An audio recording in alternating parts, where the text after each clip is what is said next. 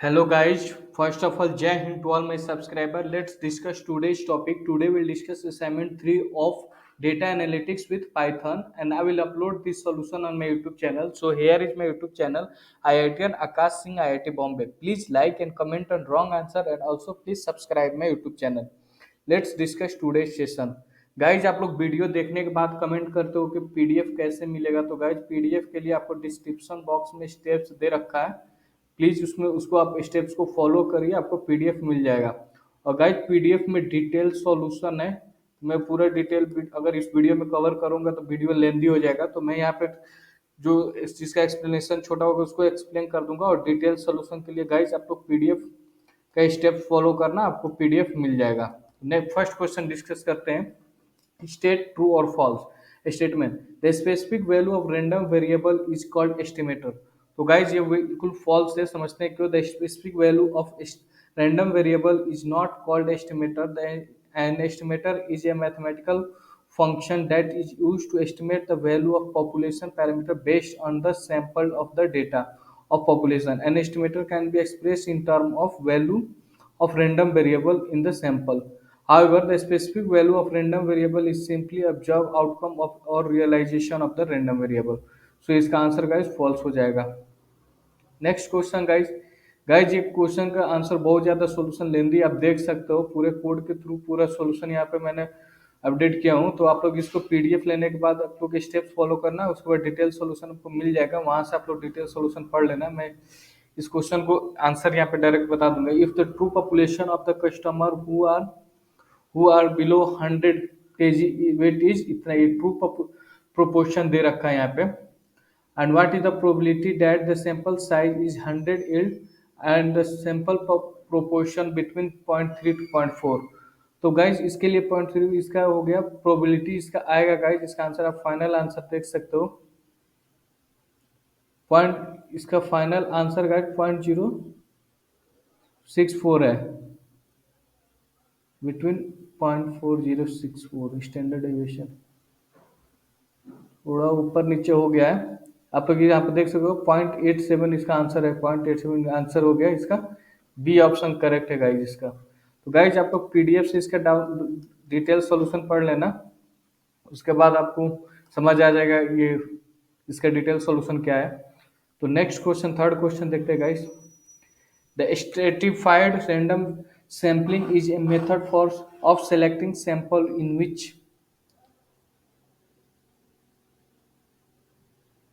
तो इसमें से चार ऑप्शन दे रखा है। The sample is divided into strata and then random sample is are taken from the each spectrum. Second option दे रखा है various strata is selected from the sample. The population is first divided into strata and then random sample are drawn from the each spectrum. तो guys ये इसका answer ये true है, यहाँ पे आप देख सकते हो इसका आंसर सी है। Stratified random sampling is a method of sampling in which population is divided into different subgroups is called strata based on the some relevant character or variables. The idea behind that method is used to ensure that sample representation of population in terms of the characteristics is used to define the strata। Guys यहाँ पे detail solution दे रखा है, इसका answer हो गया option C है, direct slide में भी दे रखा था। The population of is first divided into strata and then random sampling are drawn from each spectrum। तो आंसर इसका सी हो गया। गाइज आप लोग पीडीएफ के लिए डिस्क्रिप्शन बॉक्स में स्टेप फॉलो करना, आपको पीडीएफ मिल जाएगा।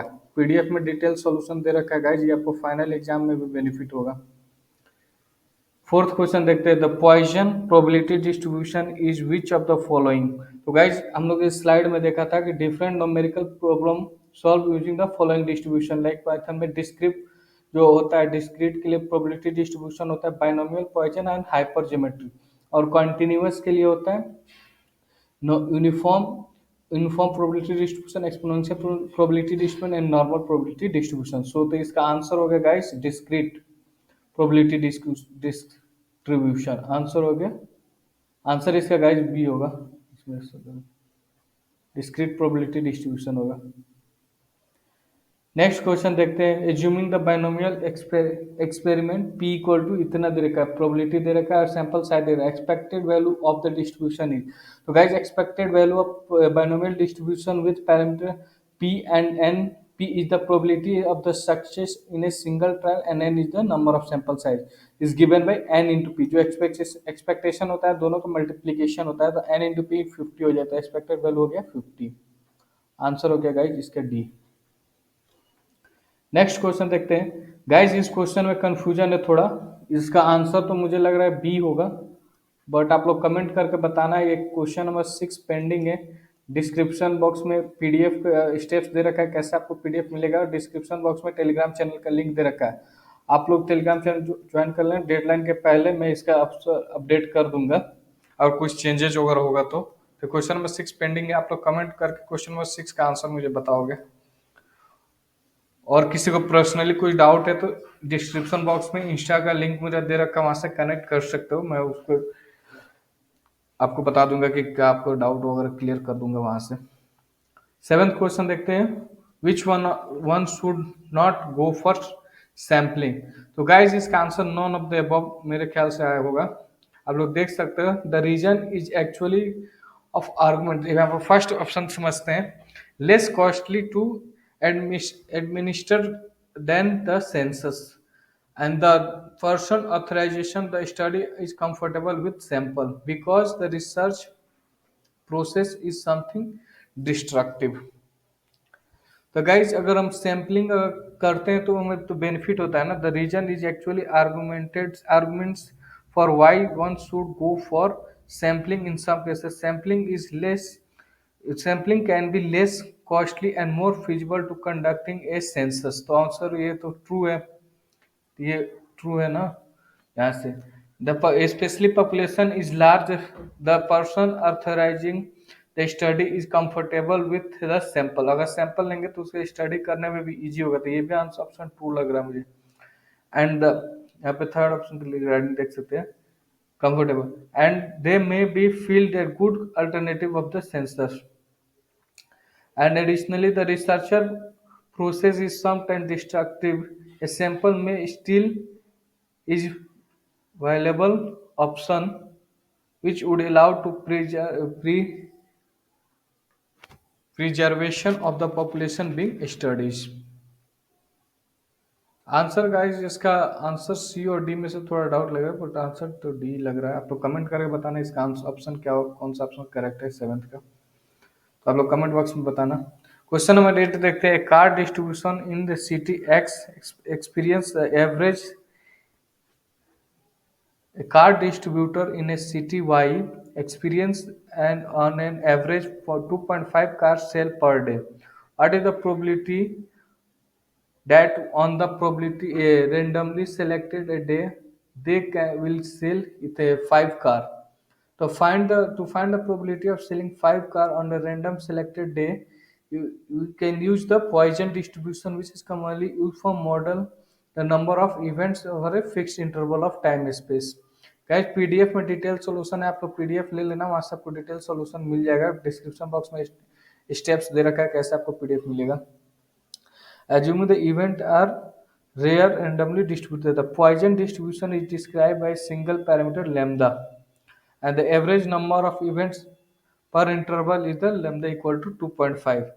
यहाँ पे आप देख सकते हो, जैसे ही आप यहाँ पे x का वैल्यू इसमें पुट करोगे, x इक्वल टू 5, लेमदा का वैल्यू पुट करोगे, आपको आंसर मिल जाएगा। 5 फैक्टोरियल का होता है 120, और यहाँ से x का वैल्यू पुट करोगे तो आपको 0.067 इसका आंसर आएगा।